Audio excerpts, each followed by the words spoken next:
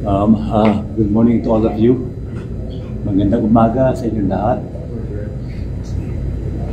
Today, October 29, 2025, we are already 44 days old.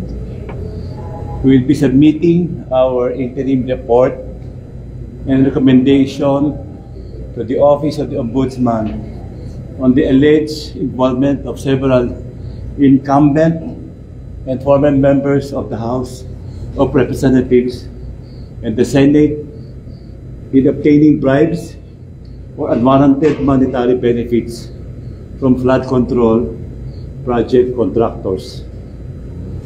We recommended the filing of criminal and administrative charges against the following persons. 1. Former Undersecretary Roberto Bernardo. Number 2, Senator Joel Jose Villanueva. Number 3, Senator Jose Jinggoy Estrada Ejercito Jr. Number 4, former Congressman Elizalde Saldico. Number 5, COA Commissioner Mario Lipana. Number 6, former Congresswoman Mary Mitch Kahayon Uy. These persons have possibly committed these following violations: direct or indirect bribery and corruption of public officials under Articles 210, 211, and 212 of the revised Penal Code.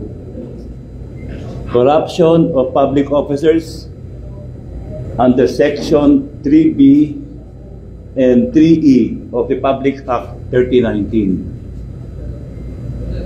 Plunder as defined and penalized under Section 2 of the Public Act 7080.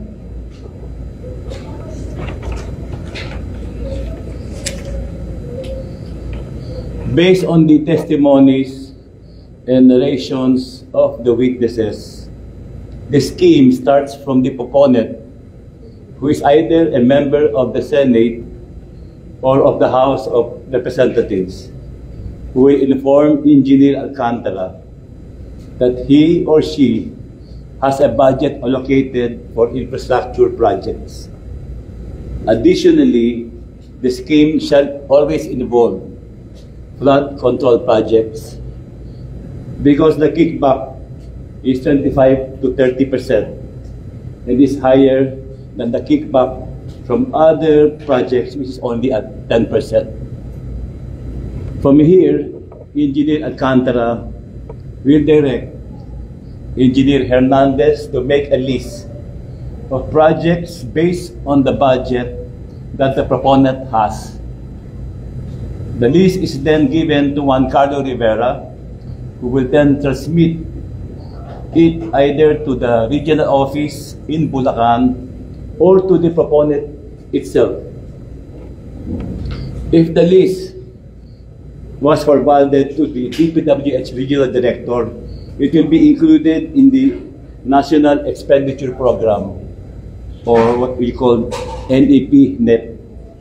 On the other hand, if the list is given to the proponent itself, he or she would insert the projects in the House General Appropriations Bill, called HGAB, or bicameral insertions wherein it would be reflected in the General Appropriations Act, known as GAA.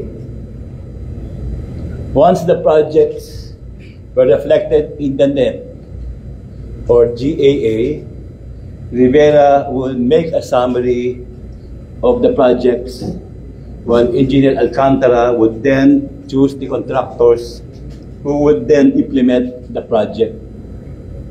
This would trigger the payment or obligations, or SOP, to the proponent.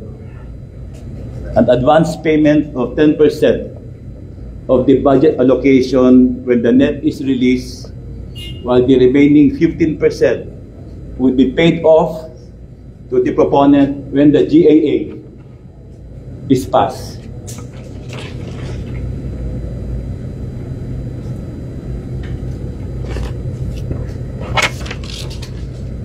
If the insertions were included in the GAA, the whole 25% SOP is given to the proponent.